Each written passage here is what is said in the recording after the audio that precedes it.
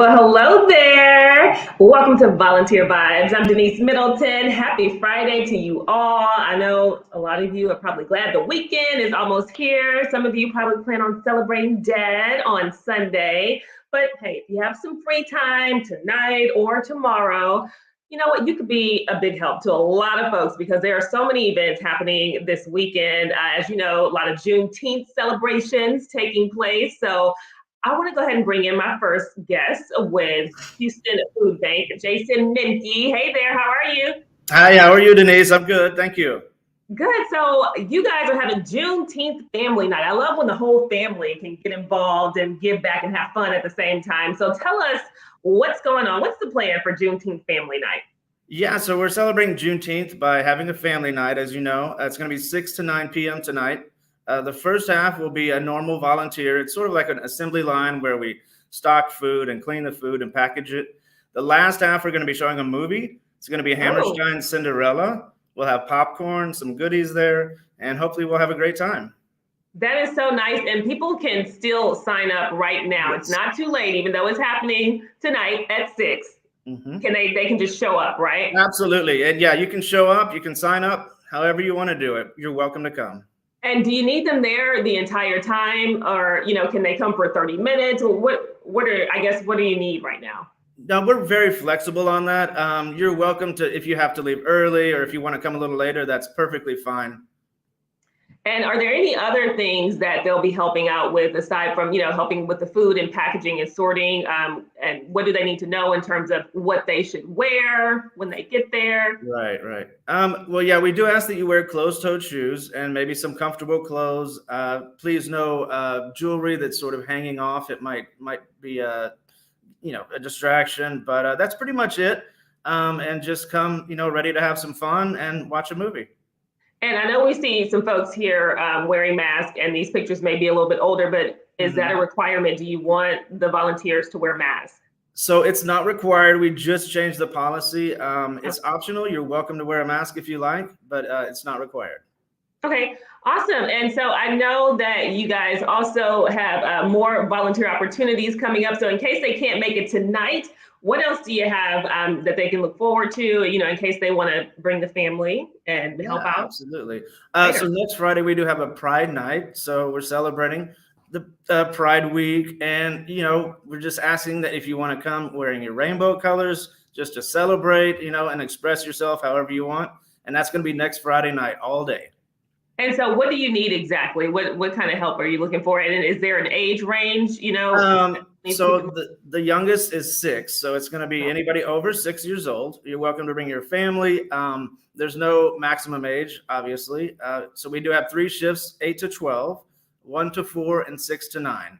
And those are just going to be normal shifts where we put you on the assembly line and we're packaging food so we can send it out to our community partners. Okay. But yeah, we're just celebrating by wearing rainbow and just express yourself basically. And so how many volunteers are you looking for the first event and for the second one that you mentioned? So for tonight, we're hoping to have around 50 to 60 volunteers, Oh, okay. and we might get a few more in. For Pride Night, it's probably going to be closer to 300 or 400 per shift.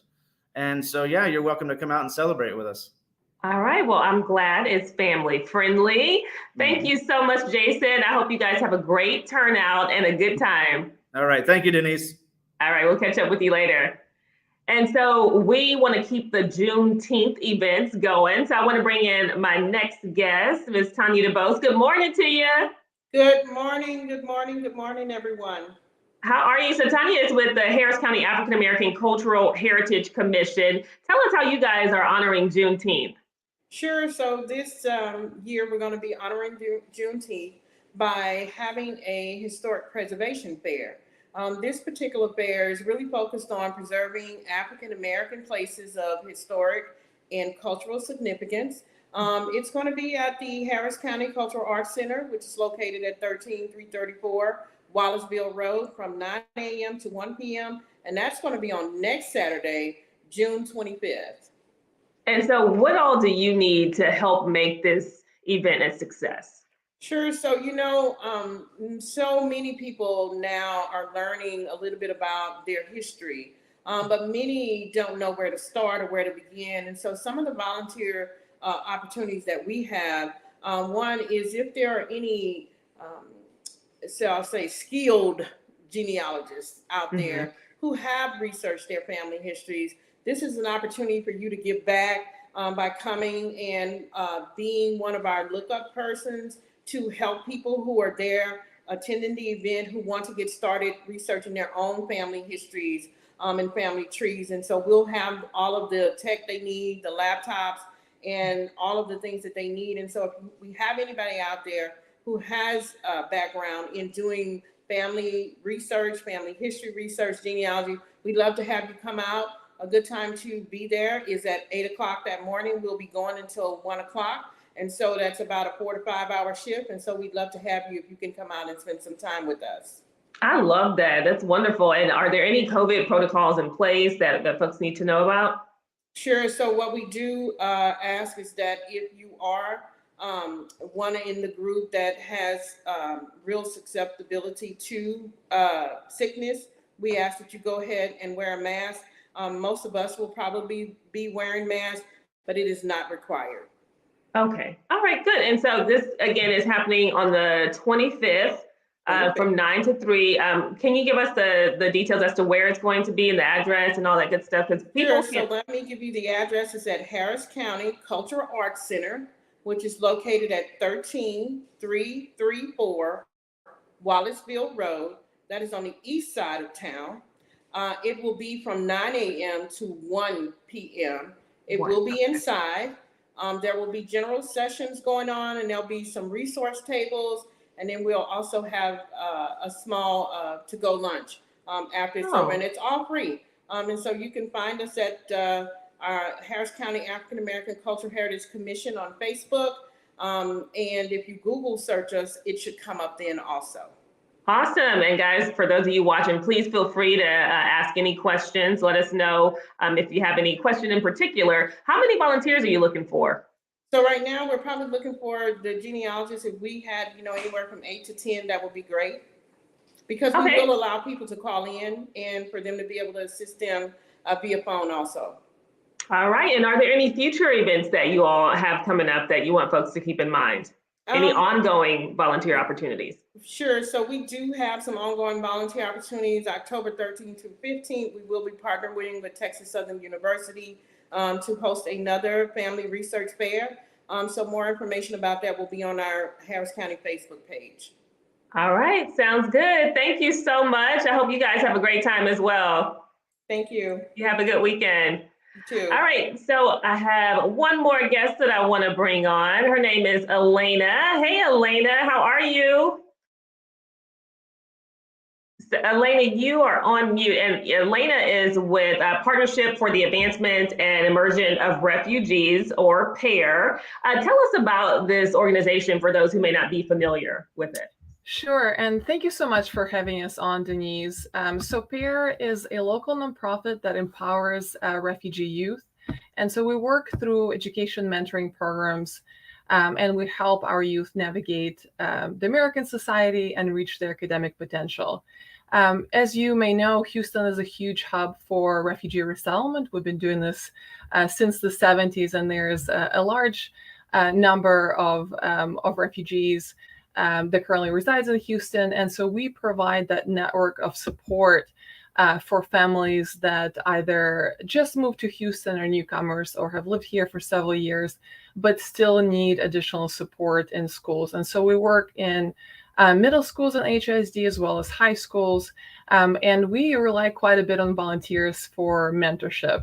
And if you can imagine sort of the shock of moving to a different country and having to start from scratch and lacking that network of support that you had with friends and perhaps other family members. So that's something that we help them recreate and guide them through the difficult process of adjusting to the society and to their new life in Houston, but also making sure that they have support in schools with middle school, high school, and we help them apply for college and increase graduation rates. So we're extremely lucky to work with the Houston community, but also a lot of community partners that help us get this job done. That is so wonderful. And so I know you mentioned you guys always have a lot of different things going on to help out, but tell us about this Dancing to Connect workshop that's happening in July. It's a little bit later, but that's great because now, folks can get their calendar together and, mark it on the calendar. Absolutely. We're just incredibly lucky to work with Battery Dance, which is an art organization out of New York City. And so they have this program called Dancing to Connect, which has a social impact. And so this is the first time that they're doing this program in the US, and we've been working on the details since before the pandemic, and finally really excited to get this project started. So from July 11th to July the 15th, we will have about 100 students ages 12 to 19. And by the way, recruitment is still going on, so you can log onto our website at pearhouston.org to get a little bit more information, but also to sign up. It's a free summer camp, an excellent opportunity to connect to refugee youth, but also to local youth. You can have 2 left feet. You don't have to have any dancing background. But the idea is that we create a dialogue about the diversity in Houston, and I think it's such a great reflection of this project. And so the summer camp is structured. It's a 5-day summer camp, so from 10 a.m. until about 2:30 p.m., where students will connect to each other, and then they'll learn with instructors how to tell their story through dance, which is a universal language.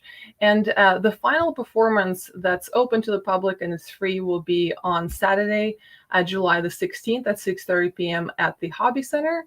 And right now we've partnered with Volunteer Houston, who has helped us promote our volunteer opportunities. So anybody who would like to sign up, they can visit Volunteer Houston and look for PAIR. And we've just added several more shifts because we will need an army of volunteers to help us run these workshops with over 100 kids. Yes, I know. Yeah. It's very exciting. So there, logistical details, and obviously volunteers will help chaperone students, and also help with, setting up lunches and snacks, and just making sure the kids have a lot of fun. And then, of course, the public is invited to join us on the 16th at the Hobby Center. That's awesome. And so how many volunteers do you need? And do you need them to stay the whole time, or can they come on different days? What do you prefer? So right now we've set it up. So at St. Agnes, which is where the workshops will take place, at St. Agnes Academy at 9000 Blair, we want volunteers to come either for the duration of the workshops, so from 9:30 until about 2:30 p.m. We've also divided in shifts for those that have less availability, so they can come from 9:30 to 12:30, and then from 12:30 to about 2:30 p.m. until we pause for the day. We're looking for about 20 volunteers each day, and so we're welcome all of the support. And then on Saturday, July the 16th, we will have volunteers from 12 o'clock until the start of the show, so up until about 5:30, 6 p.m. And that can also be divided in shifts. So if you have just a couple of hours to volunteer, would love to have your support as well. And, we always talk about so many different volunteer opportunities, and this one is pretty unique. Talk about the impact it has and why you would encourage folks to come on out. Absolutely. I think that living here in Houston, sometimes we may not realize just how diverse our community is. And for people to have the opportunity to connect to refugees and kind of open their horizons and create this dialogue about the diversity that exists in our community. And, one of the things that, in my experience, makes the most difference in helping refugees acclimate to their new life in Houston is that crucial connection to volunteers and to the community. And our volunteers that mentor our refugee youth, they serve as really as example, as a role model, because many of our refugee families have experienced so many obstacles and having to have their life move to a totally different country. So volunteers really play a crucial role, and we hope that by interacting with this diverse group of kids in July, that this will open an opportunity for these volunteers to continue working with us, and they'll be able to sign up for additional opportunities to become a mentor, whether it's with the middle school or the high school programs or the new program that we just started for college persistence. So more information, you can always go to our website, pairhouston.org, and there is a special section dedicated to Dancing to Connect. So if you are, if you're a parent or if you're a student that's bored over the summer and wants to meet other kids and have a really fun experience and acquire new skills, please do join us. And the registration link is also posted on our website, and you can also follow us on social media. And will you have other workshops coming up, or after that in July, in case people want to look ahead? Right now, this is our major event. We do have field trips throughout the summer and summer camps. So by becoming a pair volunteer, and people just have to go through a background check process, then you'll be able to get more involved with our programs and assist us with be it field trips or later in the fall when we resume our mentoring programs in school. Gotcha. And since they will be around a lot of people, do they need to wear masks? Do they need to be vaccinated? What would you all prefer? So we encourage people to wear masks. It's not mandatory, but I think sort of watching how the numbers in Harris County have risen, we do encourage volunteers to wear masks. Okay. All right. Well, thank you so much. I hope you guys have a great time at the workshop, the camp. Thank you, Elena. I appreciate it. Thanks so much. And as always, you guys can go to volunteer.org, volunteerhouston.org, or volunteerhou.org. I'll get it today. I want to go ahead and bring in Gayla Wilson. So you guys have the portal, of course, where folks can check it out, but you have some that, you'd like to highlight. So tell us what's going on, Gayla. As always, so in conjunction with Juneteenth weekend, we have a couple of opportunities. So the first one is Mayor Turner's Acres Home Juneteenth Parade. It's tomorrow. It's located at 6719 West Montgomery, zip code 77091. And they're looking for about 50 volunteers to help with setup during the event as well as breakdown. And so you get there, let's say at 9 o'clock, as early as 9 o'clock, and then they'll put you to work, but then you also get to be a part and watch the parade as well. It's a great community event to highlight Juneteenth in a wonderful neighborhood. So we definitely need people out there. For volunteers, you do have to be 18 and up. It's outdoors, so please dress appropriately. Wear a hat, bring sunscreen, closed-toe shoes, because you're going to be outdoors, moving around, helping to set up tables and tents and things like that. And then if you need additional details, you can always go to our website, volunteerhou.org. And then the second opportunity we have on tomorrow is to support Attack Poverty. And this is their 11th annual Poverty 5K. And what Attack Poverty does is that they host this fundraiser every year to support the organization and carry out their mission and vision. And what Attack Poverty does, Denise, is that they give people the tools and resources to break the cycle of generational poverty. So on tomorrow, they have several volunteer events. So get up early. It's starting as early as 5 o'clock in the morning, and you'll be done by noon. It's in Rosenberg, Texas, starting at 1908 Avenue E. And so they need volunteers, as an example, with the Spirit team. So you're going to direct the flow of traffic, and then you're going to cheer on participants. They also have a 5K post party where they need people to help set up water bottles and drinks and snacks. You help set up the awards area, folding tables, collecting and bagging trash.